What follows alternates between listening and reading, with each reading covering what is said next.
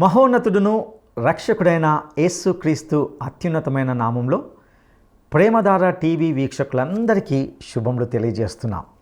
ఈనాటి పాఠంలో మనము ద్వితీయోపదేశ కాండము 6-7 అధ్యాయాలను ధ్యానించుకోబోతున్నాం. ఈ సందేశము ఒక ప్రత్యేకమైన భాగంగా చూస్తాం. దేవుని ప్రజలైన ఇశ్రాయేలీలు అనగా దేవుని నిబంధనలో కొనసాగే జనులు తమ పిల్లలను ఎలా పెంచాలో మోషే ఇక్కడ ఇశ్రాయేలీలకు తెలియజేస్తున్నాడు. తల్లిదండ్రులు తమ పిల్లలు కూర్చున్నప్పుడు, లేచినప్పుడు, నడుచుచున్నప్పుడు, పడుకునేటప్పుడు వారికి దేవుని వాక్యాన్ని అభ్యసింపజేసినట్లయితే దేవుని నిబంధన, ఆయన కట్టడలు వారికి తెలియకుండా ఉండే అవకాశం ఉండదు. గనక ఇది చాలా ప్రాముఖ్యమైన సంగతి. దేవుణ్ణి ప్రేమించుట, దేవునికి విధేయత చూపించుట అనే విషయాలను ఇందులో గ్రహిస్తాం. వాగ్దాన దేశంలో దేవుని ప్రజలైన ఇశ్రాయేలీలు తాము కట్టని పురములలో ప్రవేశిస్తున్నారు. తాము నింపని ద్రవ్యములను, తాము తవ్వని బావులను, నాటని ద్రాక్ష తోటలను అనుభవించే గొప్ప అవకాశం వారికి లభించింది. అయితే దేవుణ్ణి శోధించవలదని మోషే వారికి ఆజ్ఞాపిస్తున్నాడు. శత్రు శేషం లేకుండా ప్రతి ఒక్కరిని ఆ దేశం నుండి వెళ్ళగొట్టమని, అప్పుడు నీకు మేలు కలుగుతుందని దేవుడు వారికి చెబుతున్నాడు. మోషే ఇశ్రాయేలీలను హెచ్చరిస్తూ, ఆ దేశాన్ని స్వతంత్రించుకోవడంలో మన ఘనత అంటూ ఏమీ లేదు. దేవుడు తన బాహుబలంతో మనలను ఐగుప్తు నుండి రప్పించాడు. మన జీవితంలో కూడా మన స్వశక్తితో సాధించింది ఏమీ లేదని గ్రహించాలి. ఇక సందేశాన్ని వినడానికి మనం సిద్ధపడదామా? సోదరీ సోదరులారా, ఈ రోజున మనం ద్వితీయోపదేశకాండం 6వ అధ్యాయం వినబోతున్నాము. ఈ అధ్యాయం బహుశ్రేష్టమైనది. ద్వితీయోపదేశకాండం అంతా మోషే ఉపన్యాసమే. సోదరీ సోదరులారా, 4 నుండి 9వ వచనం వరకు ఈ 6 వచనాలు మనం ఎంతో ఎక్కువగా ఉదహరిస్తుంటాము.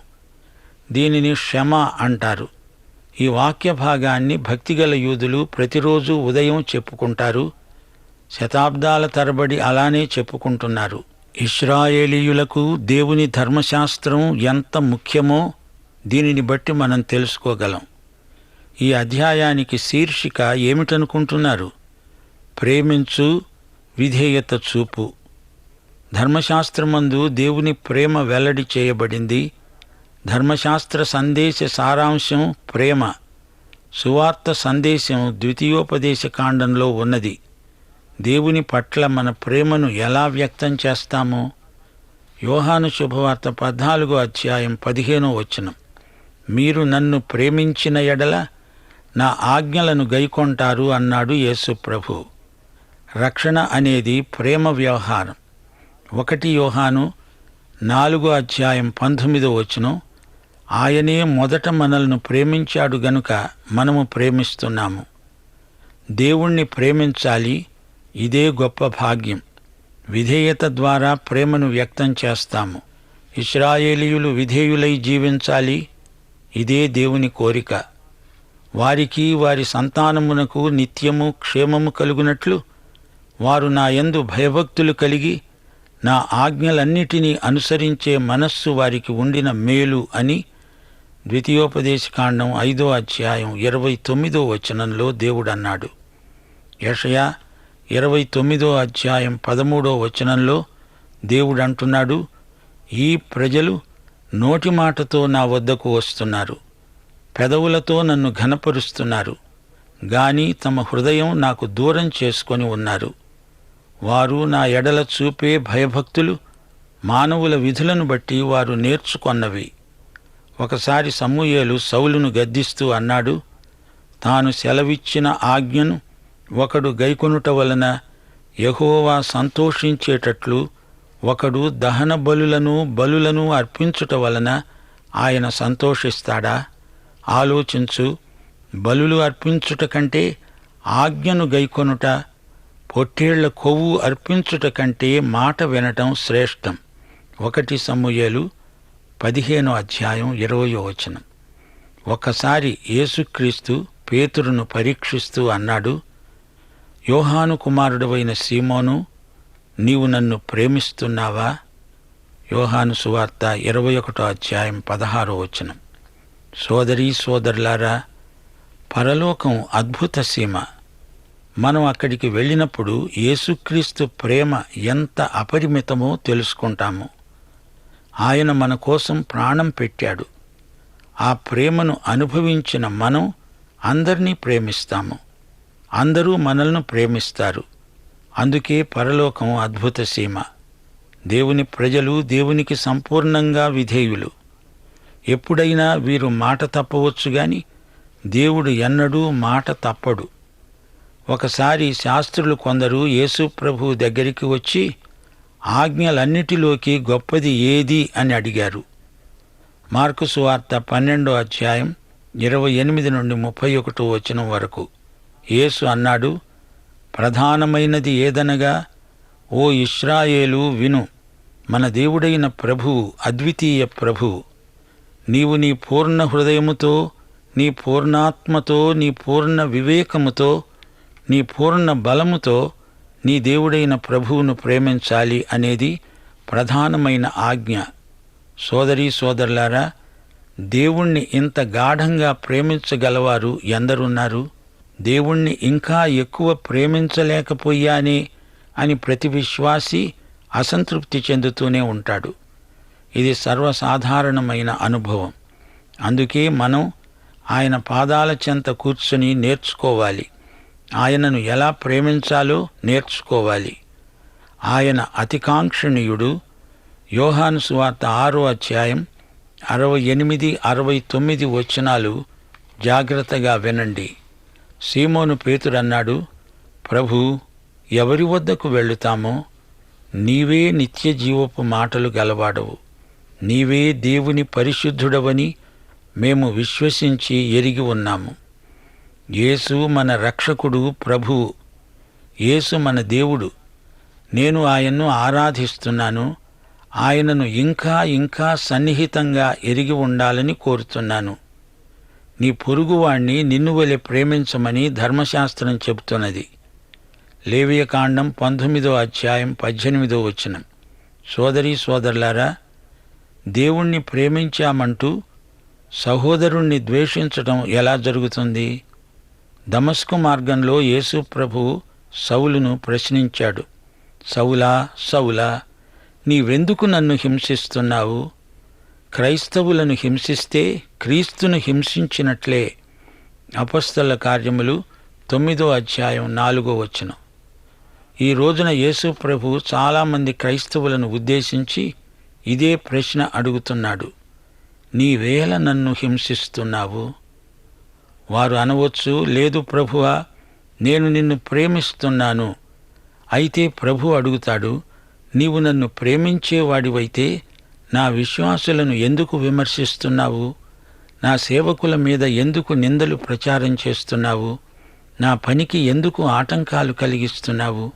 సోదరీ సోదరులారా, దేవుణ్ణి ప్రేమించేవారు దేవుని బిడ్డలను ద్వేషించరు. వేషధారణ దేవునికి ఇష్టం లేదు. దేవుని వాక్యాన్ని హృదయంలో దాచుకున్నవారు పాపం చేయలేరు.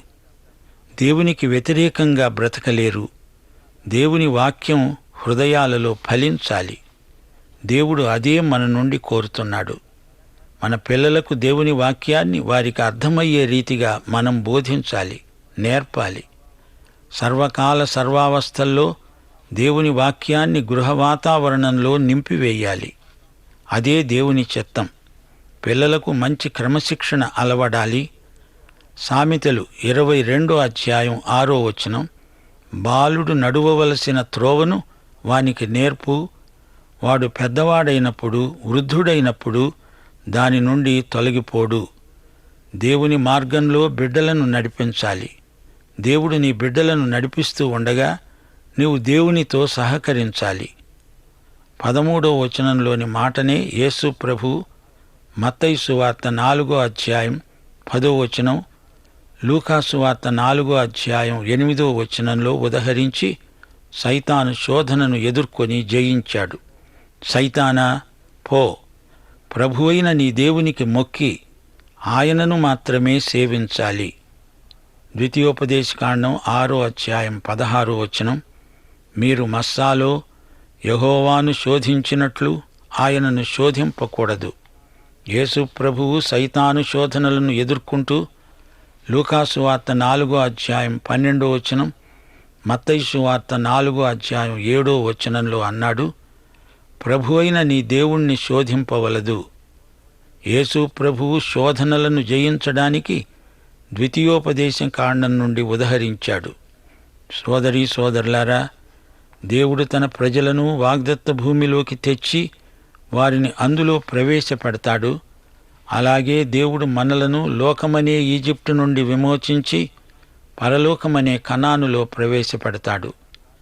రోమాపత్రిక 4:25 ఆయన మన అపరాధముల నిమిత్తం అప్పగింపబడి మనము నీతిమంతులముగా తీర్చబడడానికి లేపబడ్డాడు. యేసే మన విమోచకుడు, యేసే మన నీతి.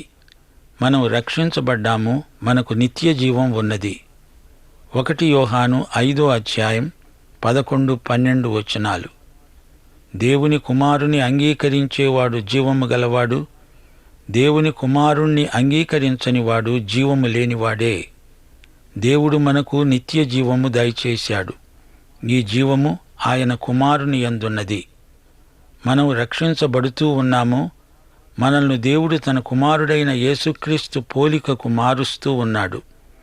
ఫిలిప్పీ పత్రిక 2:12-13 భయముతో వణకుతో మీ స్వంత రక్షణను కొనసాగించుకోండి. ఎందుకనగా మీరు ఇచ్చయించడానికి, కార్యసిద్ధి కలుగచేసుకొనడానికి, తన దయాసంకల్పము నెరవేరడానికి మీలో కార్యసిద్ధి కలుగచేసేవాడు దేవుడే. రక్షణ పొందిన వారు రక్షణను కొనసాగించుకోవాలి. మనము రక్షించబడతాం. భవిష్యత్తులో మనకు పరిపూర్ణ రక్షణానుభూతి కలగబోతున్నది. 1 యోహాను 3:2 ప్రియులారా, ఇప్పుడు మనము దేవుని పిల్లలమై ఉన్నాము. మనము ఇక ఏమవుతామో అది ఇంకా ప్రత్యక్షపరచబడలేదు గాని ఆయన ప్రత్యక్షమైనప్పుడు ఆయన ఉన్నట్లుగానే ఆయనను చూస్తాము గనుక ఆయనను పోలి ఉంటాము అని ఎరుగుదుము. ఆయన వచ్చినప్పుడే మన రక్షణ జీవితానికి సంపూర్ణ సిద్ధి. సోదరీ సోదరులారా, దేవుని ధర్మశాస్త్రంలోని ఆజ్ఞలు గైకొన్న వారికి దీవెనలు.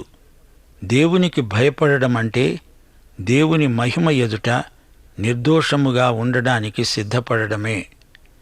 దేవుడు మన తండ్రి, మనం ఆయన బిడ్డలం గనుక ఆయనంటే మనకు ప్రేమ ఉంటుంది. ఎక్కడ తప్పు చేస్తామో అనే భయం కూడా ఉంటుంది. దేవుడు మనకు తండ్రి నిజమే. ఆయనే ధర్మశాస్త్రకర్త, ప్రదాత. దేవుని న్యాయాన్ని మనం గుర్తించాలి. ఆయన కనికరాన్ని, దీర్ఘశాంతాన్ని కూడా గుర్తించాలి. దేవుని భయము లేకుండా ఎవరూ చైతన్యవంతంగా ఆయనతో నడవలేరు. అన్ని తరాలలో కొనసాగవలసిన విధి విధానం ఇదే. దేవునికి భయపడేవారు తమ పిల్లలను నీతి మార్గములో నడిపిస్తారు. దేవుని పట్ల భయభక్తులు పిల్లలు తల్లిదండ్రుల నుండే నేర్చుకుంటారు.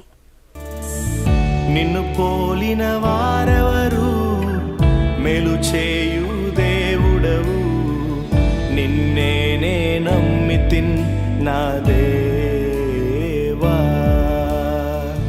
నిన్ను పోలిన వారెవరు, మేలు చేయు దేవుడవు, నిన్నే నమ్మితిన్ నా దేవా.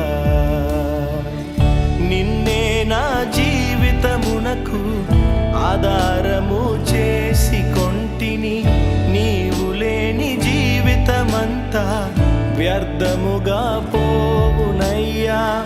నిన్నే నా జీవితమునకు ఆధారము చేసి కొంటిని, నీవు లేని జీవితమంతా వ్యర్థముగా పోవునయ్యా.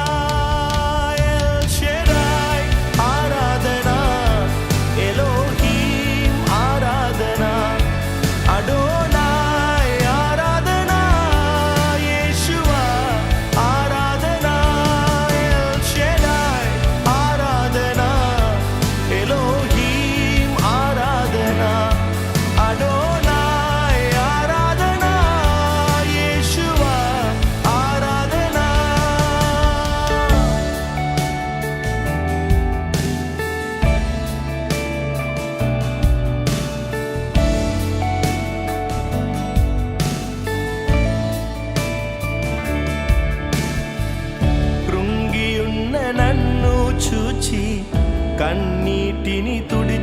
నీవయ్యా. మనము నిశ్చలమైన రాజ్యమును పొంది దైవ కృప కలిగి ఉందాము. ఆ కృప కలిగి వినయ భయభక్తులతో దేవునికి ప్రీతికరమైన సేవ చేద్దాము. దేవుడు చరిత్రలో చేసిన కార్యాలను, అనుభవంలో చేస్తున్న క్రియలను బిడ్డలకు వివరించాలి. శరీరము, జీవము, ఆత్మ అన్నీ ప్రభువుకు చెంది ఉండాలి. దేవుడు తన ప్రజలైన ఇశ్రాయేలుకు కనాను దేశాన్ని ఇచ్చాడు, అందలి సమృద్ధిని కూడా ఇచ్చాడు. గనుక ఆయన ప్రజలు ఆధ్యాత్మిక జీవితంలో దిగజారిపోకూడదు, చెడు తలంపులకు చోటు పెట్టకూడదు, దేవుని మాటను జవదాటకూడదు. దేవుడు పక్షపాతి కాడు. ప్రతి ఆశీర్వాదము షరతులతో కూడి ఉన్నది. ప్రియ శ్రోతలారా, ద్వితీయోపదేశకాండం 7వ అధ్యాయం వినబోతున్నాము. 7వ అధ్యాయం ఇశ్రాయేలు ప్రజలకు ఎంతో గొప్ప హితోపదేశం. హత్య చేయకూడదు, ఇది దేవుని ఆజ్ఞ. కానీ ఇది హత్య కాదు, జాతీయ సమస్య. కనానులో నుండి ఆ జాతులను తొలగించాలి, అది దేవుని ఏర్పాటు. కనానీయ జాతులలో నైతిక భ్రష్టత్వం ఉన్నది, లైంగిక పాపాలు కోకొల్లలు. వారితో వియ్యమందితే వీరి పిల్లలు పాడైపోతారు. వియ్యం కుదరదు, కయ్యం తప్పదు. దేవుడు కనాను దేశాన్ని శుద్ధి చేసి తన ప్రజలకు ఇస్తున్నాడు. పైగా వారు విగ్రహారాధికులు. అందుచేత వారిని తొలగించక తప్పలేదు. దేవుడు ప్రేమగలవాడు. ప్రేమగల దేవుడు అన్యాయంగా ఏదీ చెయ్యడు. అవిశ్వాసులతో జోడు కలవకూడదు, ఇది దేవుని ఆజ్ఞ. నీ దేవుడైన యెహోవా తానే దేవుడని, తనను ప్రేమించి తన ఆజ్ఞలను అనుసరించి నడుచుకునే వారికి తన నిబంధనను స్థిరపరిచేవాడు, 1000 తరాల వరకు కృప చూపేవాడు, నమ్మదగిన దేవుడు, దండన విధించి బహిరంగముగా నశింపచేయగలవాడు. ఆయన తనను ద్వేషించే వాని విషయము ఆలస్యం చేయక బహిరంగముగా శిక్ష విధిస్తాడు. దేవుని సౌశీల్యం ఎంతో పరిపూర్ణమైనది. ఆయన మాత్రమే దేవుడు, విశ్వసనీయుడు, నమ్మదగినవాడు. ఆయన యెహోవా శాశ్వతుడు, నిత్యుడు. ఎలోహీం అనగా సృష్టికర్త. ఆయన సర్వశక్తిమంతుడు, మహాబలసంపన్నుడు. తన నిబంధనను నెరవేర్చేవాడు. తనను ప్రేమించే వారిని కనికరంతో చూస్తాడు. తన ఆజ్ఞలు గైకొనే వారిని ప్రేమిస్తాడు. ఆయన ఆశీర్వాదాలలో నిత్యత్వపు పరిమాణం ఉన్నది. తనను ద్వేషించే వారిని ఆయన శిక్షిస్తాడు, గాని అడిగితే క్షమిస్తాడు. అటివారు తమకు తీర్పు తీర్చిన యెహోవా ఎలాంటివాడో తెలుసుకుంటారు. తిరుగుబాటుదారులకు మరణశిక్షే తగినది. దేవుని చేతికి చిక్కడం భయంకరం. 1000 తరాలు అంటే నిత్యత్వం అని అర్థం చేసుకోవాలి. దేవుని జ్ఞానం ఎంతో గంభీరమైనది. తొందరపడి ఆ జనులందరినీ హతం చేస్తే అడవి మృగాలు వచ్చి ఆ భూమినంతా ఆక్రమించుకుంటాయి. అందుకే దేవుడు హెచ్చరిక చేస్తున్నాడు. ఈ జాతులన్నీ పూర్తిగా అంతరించిపోతేనే గాని ఇశ్రాయేలుకు సుఖశాంతులుండవు. ఇందులో ఒక సత్యాన్ని మా శ్రోతలు గమనించాలి. ఈ అన్యజాతులు గుణపడడానికి, మారుమనస్సు పొందడానికి దేవుడు 430 సంవత్సరాల వ్యవధి ఇచ్చాడు. దేవుడు అన్యాయస్థుడేమీ కాడు. వారి అక్రమ పాత్ర నిండింది. దేవుడు చర్య తీసుకుంటున్నాడు. దేవుడు ప్రేమ కనికరములు గలవాడు. పాత నిబంధనలో గాని కొత్త నిబంధనలో గాని దేవుడు ఒక్కడే. కనాను దేశంలో ఉన్న జాతుల పేర్లు ఇక్కడ చెప్పబడినాయి. హిత్తీయులు, గిర్గాషీయులు, అమోరీయులు, పెరిజ్జీయులు, హివ్వీయులు, యెబూసీయులు. ఇవన్నీ పెద్ద జాతులు.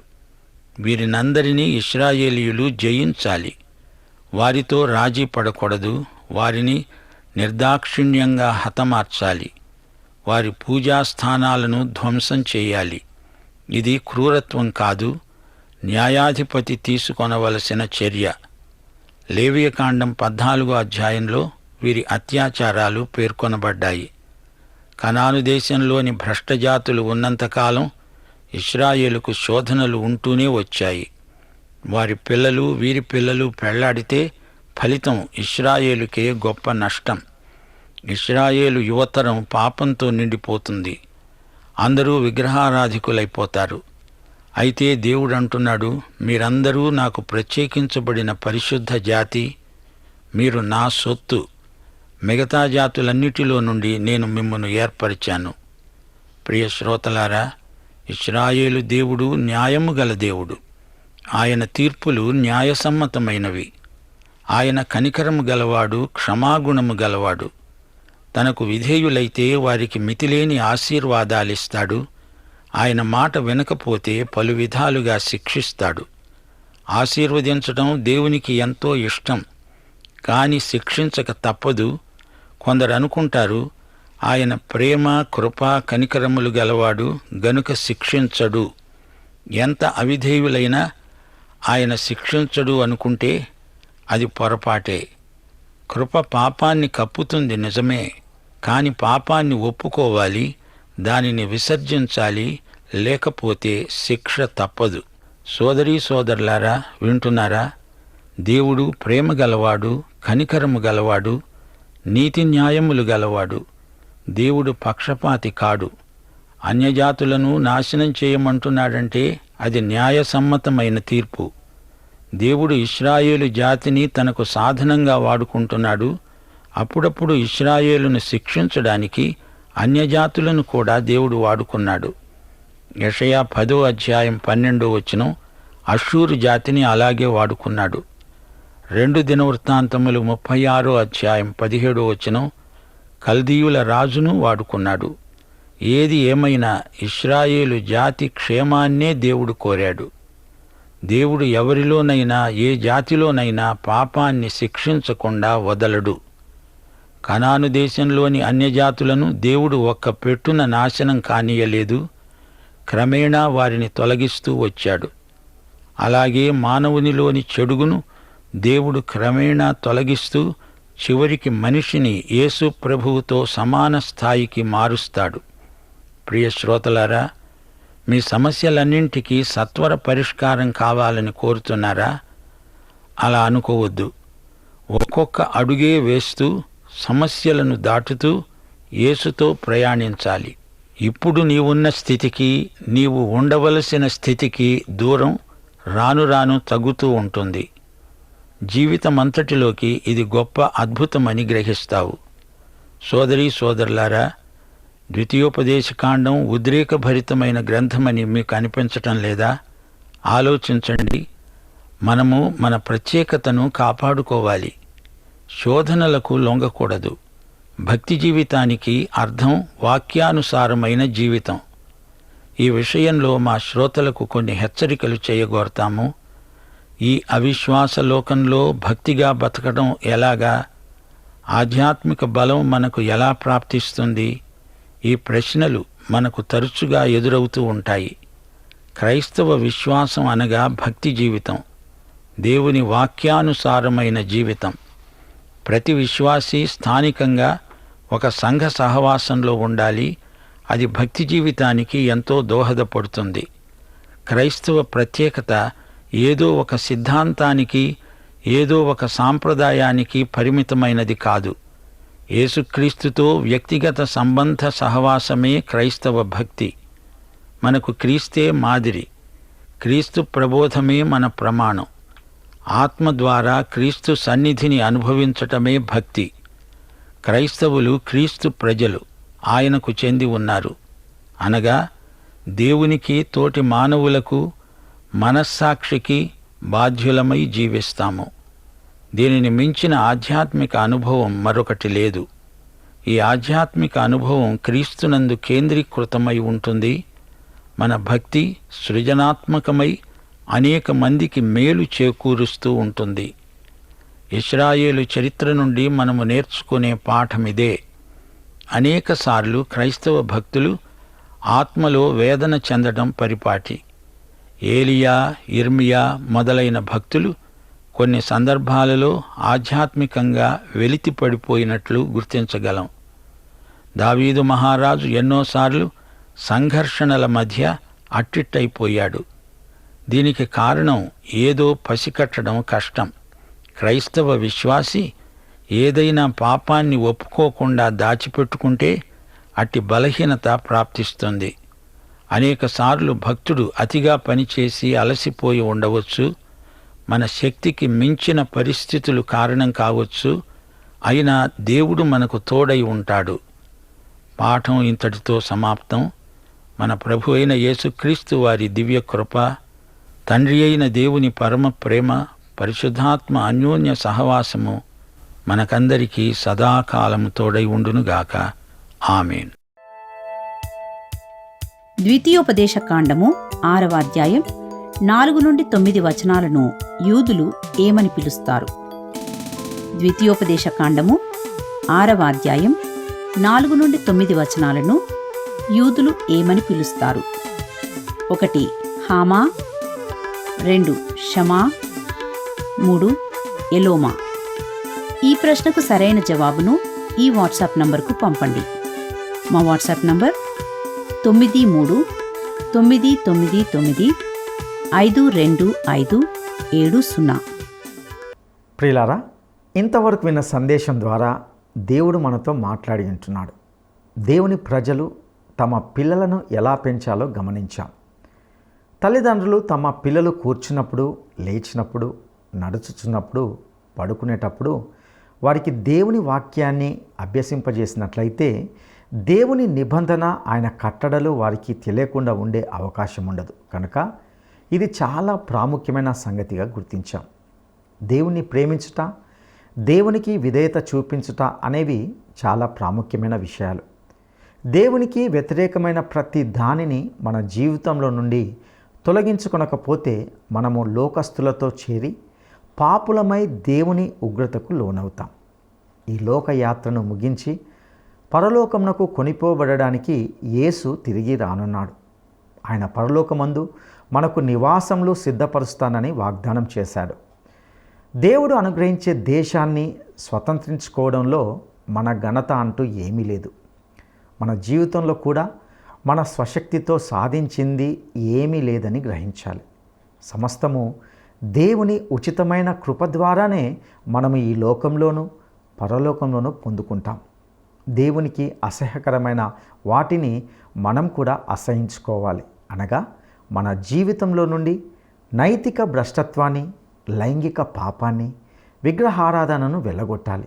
అప్పుడే మనకు మేలు కలుగుతుంది. గొప్ప దేవుని ఆజ్ఞలను అనుసరించి మనము నడుచుకున్నట్లయితే మనకు నీతి ప్రాప్తిస్తుంది. దేవుని నిబంధన ప్రమాణాలను మనం గైకొంటే మనము కీడులో పడకుండా దేవుడు సంరక్షిస్తాడు. కాబట్టి ప్రియులారా, ఇట్టి సత్యాలను మన జీవితాలకు అన్వయించుకొని జీవించలాగున సర్వశక్తిమంతుడైన దేవుడు మనకు సహాయం చేయనుగాక. దైవాశీస్సులు.